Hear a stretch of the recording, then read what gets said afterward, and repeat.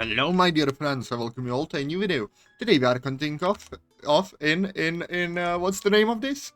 Fruits of Grisaia. Indeed. Now, let me first open up my milk. Sadly, not cherries. Yeah, we are starting off unhinged. Why? Why not? That's why. Yeah. Yeah, sir, I'm a bit tired, so let's restrain.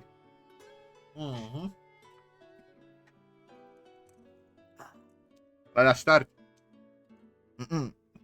Okay, for example, when you're looking at Machina, does the thought, poor girl, pop into your head? No. Can't say it does. More like, what a hopeless kid. I can't say I've ever felt pity for her. Right? I think that just might be the number one reason. Is there a number two reason? Let's see. I guess you're not too aware of this yourself, but I don't think you dislike Machina at all, you know? Anything, maybe you find her a little cute. I'm not sure about that one. Well, I definitely don't hate her. That said, I think I've thought of her as annoying more often than cute. Maybe you get the wrong idea about me, Amane. But I tend to say what I think even to kids when Maka annoys me at a lot of stray out. Now that's very convincing, coming from the guy who's staying put so she can sleep on his lap.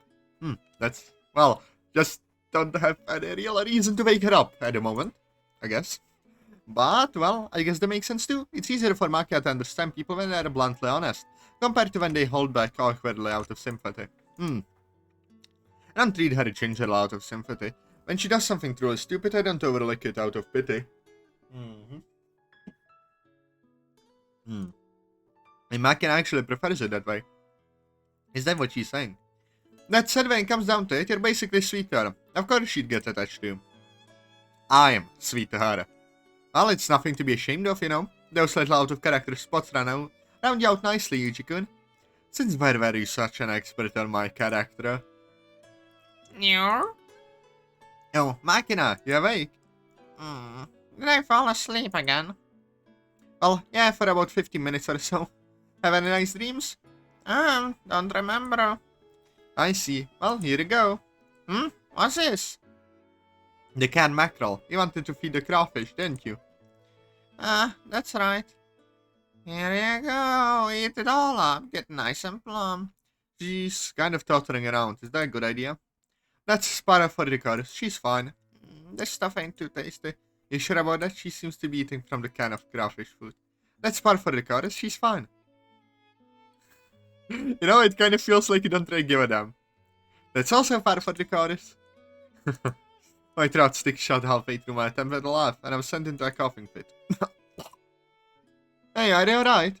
Amane grabs the half-finished can of orange juice mackerel lying on the table and hands it over to me. I gulp down the contents immediately. I'm fine. I'm still about laughing as I'm at smiling, also part for the chorus. Yeah, you got to fix that eventually. Fix? Wrong button.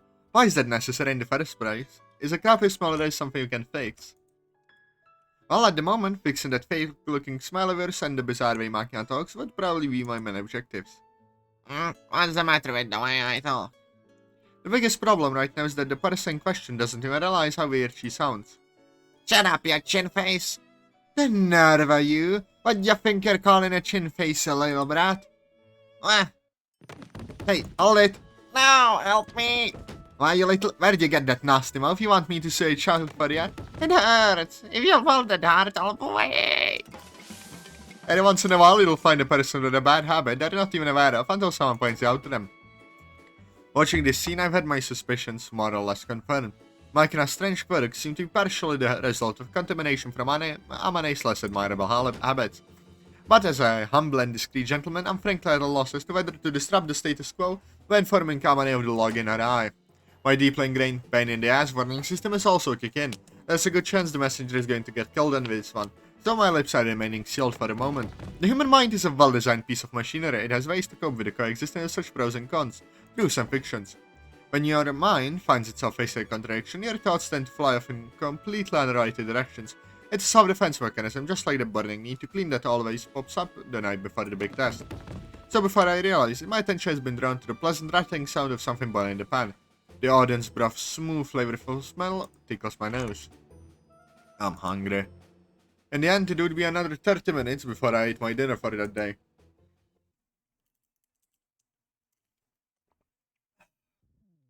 finished my milk. There is no gym teacher in this school, but that hasn't stopped some shameless individual from putting physical education on our schedule. A healthy spirit dwells in a healthy body. It's easy to laugh these words off as a relic of the baby boomer generation's neither-full obsession with building character through guts and willpower, but in fact, it seems there actually is a good amount of scientific data linking moderate physical exercise to positive psychotropic effects. Personally, having been brought up with a simplistic lesson that basic physical strength decides things in the end, I don't have any objection to moving my body. That said, alright, let's do this. Amane's pointless, powerful voice resounds across the field. A response that is a vaguely apathetic chorus of "yeah" from her classmates, an unenthusiastic "yeah" from the transparently disinterested Michiru, a dopey "yes" from Makina, unintentionally draining any shred of motivation from all who hear it. A vigorous "yeah" from Sachi, who's taking everything seriously as always, but her voice cracks shrilly at the clear unfamiliar exercise. And finally, stony silence from Sakaki, who's sulking like a prideful middle schooler forced to participate in a children's athletic meet. The only one of the bunch with any real energy would be Amane, thrusting her fist towards the heavens from her position on the mount. As for me, without the beginning of a clue to what's about to take place here, I was staring absent-mindedly up at the sky. And how are you doing today, everybody? Hey, Amane. Hey, what's up? Why are you so ridiculously fired up? You know, everyone's here sort of the indoor type, I guess. Lots of them just hate moving their body, to be honest. If I don't push out some energy like this to get things a little more lively, they hardly even bother to try. What's this, maggots? You look like blue-faced big boys. The lot of you, let's see some spirit I've seen senile old man forgotten than you move. Warless bunch of putrid pussies. Well, seems like we've got someone exploding with a weird sort of drill sergeant energy at least. Hold on just a sec. Okay. Makina, come here, please. Amane seizes Makina from above like a basketball and forcibly carries it off into the shadows. Makina, it's good to be energetic, but I think I've told you too much your language, yes? Do we understand? Ow, ow, Amane, it hurts. It's ripping. You're ripping me apart. If you do that, I'll break, you know, I'll break. No. Break is off limits, remember? Amane's voice somehow manages to be both sickly sweet and ice cold. It's enough to send shivers down my spine. Mike's bitter, heart-rending screams don't help either. I think Amane is trying to maintain a relatively kind tone of voice, but she's actually more frightening as a result. It crosses my mind that this could very well be described as bullying, but considering the current climate of hypersensitivity towards such matters, I'll refrain from voicing any hasty conclusions. Not that I really care, but if we're doing this, let's get going already. We don't have all day. It's fine by me. What exactly is it we're doing? The standard sports, I assume. So ridiculous. Why exactly do I have to put up with this nonsense? Sports? I was hoping for more specific details, but playing sports in gym class hardly seems ridiculous. More like completely commonplace. Please allow me to explain the details. Before that, I've got a relating question, if that's alright. Certainly, go ahead. Why are you the only one in a maid uniform? Huh? Don't give me that totally nonplussed look. For a second you almost convinced me that I'm the strange one here. Ah, my clothes. If you observe with care, I think it should be obvious, but as you can see, this is a maid uniform specialized for physical exercise. Sorry? Let's move on, shouldn't have asked. My mistake, the stranger thing here wasn't her clothes. It was me expecting anything resembling common sense from a student at this school. Okay, so what exactly does sports involve here? Well, let's see, there isn't exactly a name for this one. It's sort of like kickball, or maybe soccer, with a dash of volleyball. What? Perhaps you could describe it as a new genre, incorporating elements from all of the above. What kind of extreme sport is that? All I got out of your description is that there's probably a ball involved. Yes, use a volleyball to play. Such hands me a large round ball she'd been holding on to. The pitcher throws this ball from the mound and the player standing in the batter's box hits it with their bat. They hit a volleyball with a bat. Yes, if the ball rolls into the infield, the batter runs towards first base. The fielding team obtains the ball and hurls or kicks at the runner as hard as possible. If it hits the runner, they're out. 3 outs and the sides change. What if someone catches the ball on the fly? That's also an out. It's similar to baseball in that respect. When and why did this strange game come into fashion? It didn't really, just that we only had 5 people in our school. We never had the numbers to do any real games. Also, there was quite the stubborn split of opinion. Some of us wanted dodgeball, some of us wanted softball, and so on. So I ended up just doing them all at once. What's this you're doing, Sakaki? I'd appreciate it if you didn't try to blame everything on me, although in this case, it is true that I made a suggestion. Then don't complain when I blame you. The argument just wouldn't end, so I said we might as well do all the games. I distinctly don't remember saying we should play them all at the same time. Look, if you understand the rules, can you just get started already? Without Amane and Machina? We're right here. I don't just gonna rip it right off, you know. What exactly? My head, or maybe my soul. Amane? Don't give me that look, it's discipline, alright. If I don't give this girl a farm warning every once in a while, her mouth just gets filthier and filthier. Are you her mother or what? And so after 15 minutes of wasted time with Amane's second shout of alright, let's do this, our bewildering match of Mr. Extreme Sports begins. Through the impartial results of rock, paper, scissors matches, the teams are divided as follows. Bear team, pitcher Amane, catcher Sakaki Yumiko, fielder Irisu Makina. Rabbit team, pitcher Kazami Yuji, catcher Komine Sachi, fielder Matsushima Michiru. A rabbit team ends up being first to bat. The leader batter dons a softball helmet, grabs a colorful metal bat, and takes her place in the batter's box. Oh, wrong voice. Alright, bring it on. With a grating high-pitched shout, Michiru thrusts her bat out to point at the pitcher's mount, where Amane is settling in her stance with the volleyball in hand. What's this? Considering how apathetic she was, Michiru's gotten surprisingly into it now that the game started. Yes, Michiru-sama is... how shall I put this? She approaches everything negatively and with a great show of reluctance at first, but once the event in question actually gets started, she tends to take it more seriously than anyone else. I see. Well, willing to bet she's also the first one to get bored. You're quite perceptive. Unaware of the critical analysis she's receiving from her teammates, Michiru takes a few vigorous practice swings, then glides up at Amane. I think we have a scar to settle today. It's payback time. Ah, what was it? You're going to regain your disgrace, right? I'm just a little wrong, okay? You always began people saying little mistakes forever like that.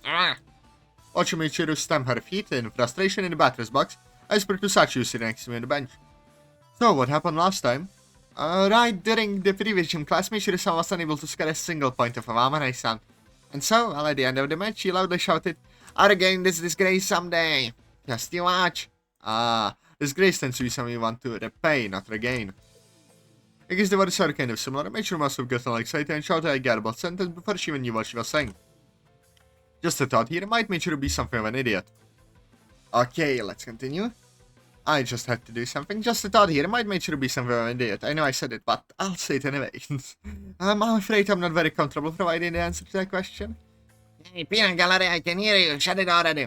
Yeah, sorry, I didn't intend to distract you. Well, keep quiet, so please regain as much disgrace as you like. I'm going to repay it, okay? Repay, not regain. Mookie. What the hell is Mookie? As Michiru screeches like a drugged monkey and brandishes her bat overhead, Amane's first pitch sails over the plate. Strike. You, the cheating. I don't see any cheating here. The game's already started, yeah? Such humiliation. Receiving the return throw from Sakaki, Amane carefully finds her foothold on the pitcher's mound. And furious smile envelops her face. Yeah, I can speak, trust. Okay, second pitch coming right up. Bring it. With that intense shout, Michiru takes firm hold of her bat and fixated watches Amane's pitching motion. Looking closely, Michiru's got the position of her hands on the bat reversed. But if I mention that now, I get the feeling her only response will be another Shut it. I guess I'll just watch over her gallant battle with silent respect. Yeah. Amane twists her long limbs into a side-arm motion, and the volleyball also towards the squawking Sakaki hands at an ideal velocity and angle. Home run. An explosion of energy, Michiru swings her bat at full force, but tragically she cuts through the empty air a good 10 centimeters above the top of the ball. Her blunt tail swim carelessly behind her. Strike 2. Why? Michiru slams her bat on home plate in a towering crash. Want to go, Michiru-chan? Don't call me that, I'm not a kid. I'll knock the next one out here. Witness my legendary betting technique. One for this day. Hey, Michiru? What now? You get your hands wrong. Huh? You're batting right, so your right hand should be on top. You got it backward. I knew that. I'm doing it on purpose. How do I hold it? You're obviously clueless. Hold it with your right fist on the higher on the bat, your left fist below. Tell me that sort of stuff sooner, why don't you? Oh, what the heck? Hey, can we get a move on here? Go ahead, I'm ready for any time. Hold on a second. Which is it? Bring it. As Michiru battles her fighting spirit, Amane's face briefly suggests a dubious. Are you sure about that? But she's not the type to think too hard about this sort of thing. Her expression soon gives way to a smirking grin. This one's for real, okay? First is swimming, bruh. First is swing the ball up in her right hand. Amane takes a step forward down the ball, throwing the momentum of her entire body into the pitch. The ball flies out of Amane's hand, whistling through the air directly at its target, which is Michiru. Michiru-sama, look out! Just as I thought. Michiru, anticipating the beanball, pulls back half a step with her pivot leg and swings her bat in a wide arc. Take this! Legendary technique, pitcher payback! Michiru's vigorous stroke of the back catches the ball beautifully in the sweet spot, sending it flying back towards Amane on the mound. What? Is this the legendary pitcher payback technique? Well, that's what she screams, so I would assume so. Exactly where and how this thing became a legend is a question for another day. The ball rushes straight back towards Amane, who is still in a quad position from a single page. The thing's going to hit her, or so I thought for a split second. Amane nimbly recovers and takes a firm stance as the ball approaches her. That's all you got? Instant kill! Fisher payback! Turning to the side, she swings back with her left elbow and unleashes a firm right-handed fist, stabbing a bottle karate form. With a resounding thud, the ball is sent flying back towards where Michiru stands in the batter's box. Impudent whelp! Secret move! Pitcher payback! Michiru fires it right back. Not done yet! Pitcher payback! Pitcher payback! Pitcher payback. Right, of the battle we already find ourselves in deadlock, or rather what the hell is with this development? I'm sort of reminded of those martial art matches where both fighters run into the center of the ring and the fighters going, stop that, and just start bashing away at each other, but where things go from here? Are you planning to repeat Pitcher paybacks until I just run out of steam? I can't read the next move, a strange game, there's no apparent path to victory for either side. Amane, keep it up, go on and go, pitchers paybacks. Hey Sachi? Yes, what is it? What exactly is a pitcher pack? I wonder, Maki-chan's tongue is somewhat short, so I'd speculate he stumbled over the word pitcher payback. I see. Pitcher payback. Don't make me laugh. Pitcher payback. Spiders continue to fly as the battle to the death between Mount and Veterans Box continues along its respective course. But I mean, what exactly are they getting all worked up over? It's too damn hot for this. But I suppose we won't have their own battles that must be fought to the bitter end. There's clearly a contest between two truly indomitable spirits. By the way, Sachi. Yes, what is it? Just how long is this futile exchange going to continue? I wonder. Most likely until one of them gives up or finally gets bored, I would think. Truly a thrilling catch over a seat battle of the wells. Mind if I use this opportunity to go buy a drink? Shall I go buy something for you? No, I think I'll get it myself this time. And my word, Sachi scores me with a searching glare. Don't tell me you intend to imitate Sakaki-san. Go to buy some juice and then head straight home instead. That's not allowed. As I thought, damn, she saw through me runs through my head. I make eye contact with Sakaki, who's so crouched behind the plate. What is it? Could you not stare at me like that? So there was a previous offender, eh? Kindly shut up. This is a pure waste of time. Well, can't argue with that. So we resign ourselves to watch over their battle. To the end. With the calm gazes of the elderly, watching their oval and energetic grandchildren skip rope with all their might. I can't speak. But as I'm beginning to think that this fierce, fiery clash of pride between Michiru and Amane might truly never end, the conclusion arrives in expecting form. Pitcher payback.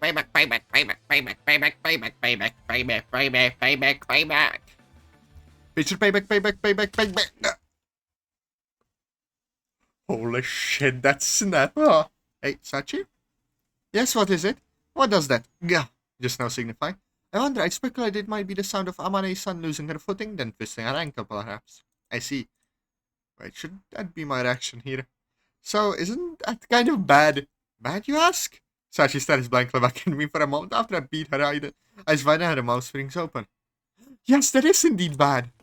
As we hurriedly jump off the bench, Maki is already rushing up to Amane, who's currently arriving on the mount. Amane, don't die! Ow. Although it might look like a slapstick comedy scene if you squint, the atmosphere is actually pretty tense, until a burst of out-of-place laughter breaks it. Sounds right. Michiru points towards the mound with her right hand, her left hand resting on her head, her proud face the image of a woman triumphant. That's what you get. What you get for daring to challenge me. You'll only be striking a victory pose right now. You're completely burnt out yourself. Shut up, okay? There's enough. Oh, crap, sorry. Sachi, oxygen. Bring me oxygen. Her faint voice abruptly failing her altogether, Michiru's body begins to shake violently. She collapses to her knees on the spot with a thumb. We'll see how medically sound they are next time. Hope you guys enjoyed the episode. Press like, comment, subscribe, and see you all later. Bye-bye.